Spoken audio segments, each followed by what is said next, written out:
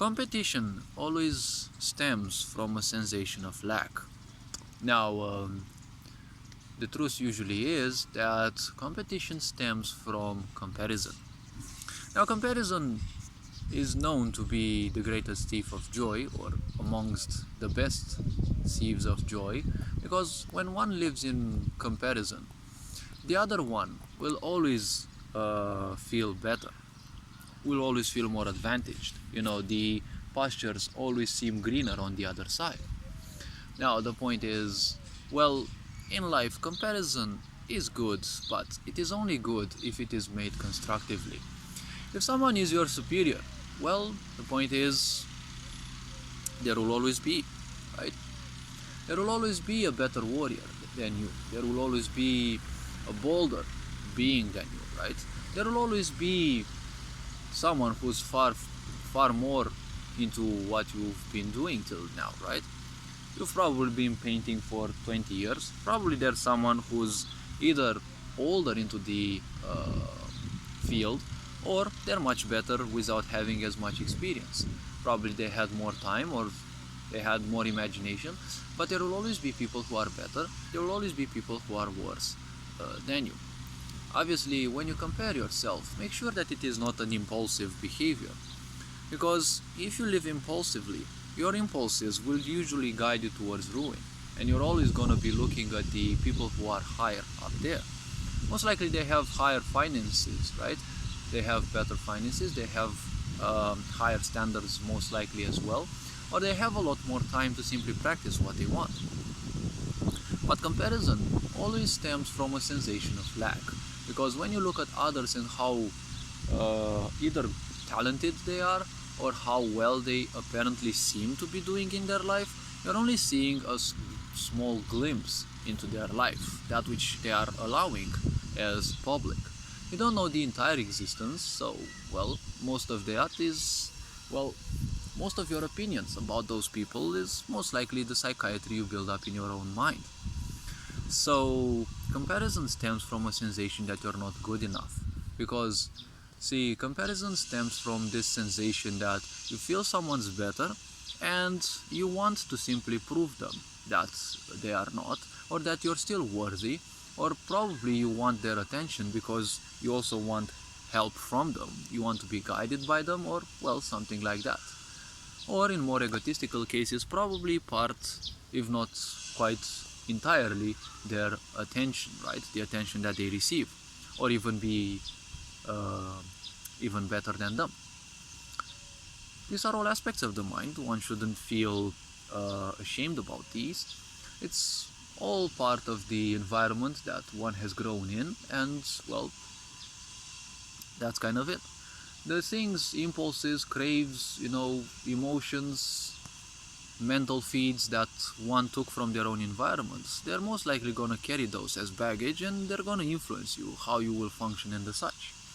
When one lives too much in this type of comparison, you become a racist, right? Now, people nowadays take the word racist as, race bound, right? It's the white race, the black race. See, a racist is someone who's always in a race against others, okay? Because that's what a racist means. You are in a race to show someone that you're good enough, you're better than them, usually the second, and, well, that's what a race is. In terms of racism, people regarding the so-called invented, well, actually they've been invented in the 80s, the 18th century or something. They've been invented, race has been invented so that people wouldn't question the idea of, black-skinned people being used as slaves. People were somewhat waking up, and many would think, hey, isn't it bad to actually have slaves? And obviously, society in its sickness had to invent some pseudo-scientific research that would tell you, hey, you know what, there are actually, races. And I'm not sure, I think I forgot the name also, Blumenbach or something like that. I'm not sure who invented these races. There have been, so-called researches done, but apparently we all bleed red, we all have the same number of organs, we all have the same shape. Minor physiological changes are more bound to geography or, well, typical environments and how people would use their bodies, right?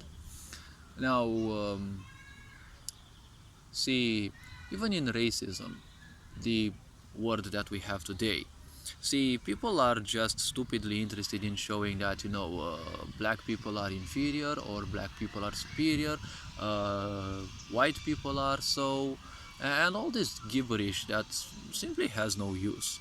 It's just a distraction that you follow because there's always a pain that you're running away from, and you simply prefer keeping yourself distracted than dealing and coping with that pain. Because the first impulse of the mind is to simply strip itself of its pain. And one way it does it is usually disconnect itself from the emotional part, because emotions can actually hurt a lot, and when you disconnect from your emotions, you become numb. So you technically become dead, because you no longer feel life, you no longer feel emotion, which is technically energy in motion, which is the vibration of life. And then when you feel that, you just want to experience life, you want to experience more and more, and you will probably end up in horrible situations, repetitive behaviors, because you end up finally feeling a certain emotion, and no longer feeling numb will want you to have more of that experience, more of that emotion. You'll try different other ways, probably they won't work, so you'll end up doing that thing which triggered you an emotion again and again. And that's how many people end up in compulsive behaviors, like overdoing things, right? Being overly critical of themselves, hyper-analyzing things. These aren't necessarily bad things, but when you overdo things, you tend to do them even more and even more.